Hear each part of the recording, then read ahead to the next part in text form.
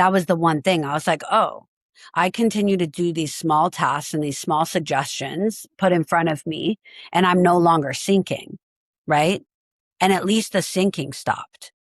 And in that, I also, like, my mind became more clear.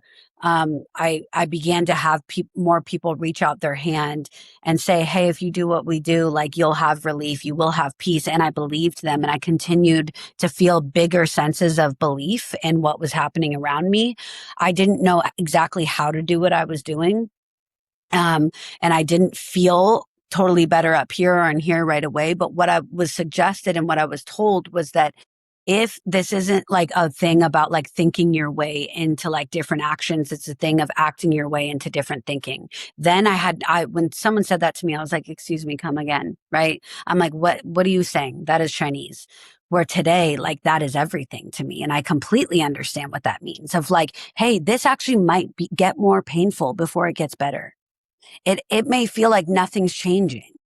But if we just continue to put one foot in front of the other, the way that the people who have what you want are suggesting for you to do it, and the truth is, they're only suggesting to you what other people had suggested to them. They didn't know, right? Like, they didn't know either. They just like followed some simple suggestions. They followed a really simple design for living, right? And in that, things started to click. Things like, financial fear started to go away because now I was employable again, right? I was able to pay bills again. I didn't have to borrow money. I was able to put food in my fridge. I was able to, repair relationships because I was not as fearful walking into them, right? And because I was able to truly own my own behavior and my own part in what had transpired the 15, 20 years leading up to that point. And once you can own and see your own behavior in a situation without even thinking about how the other person has harmed you or done you wrong or this, or that, there is a sense of empowerment that comes because you're like, I own this. And I am making a declaration to also live differently and live better. And when I don't know what the answer is of how to like live differently, I ask people who do. And then again, I follow their suggestion, right? And so it was these really simple concepts that I walked through for really that first year.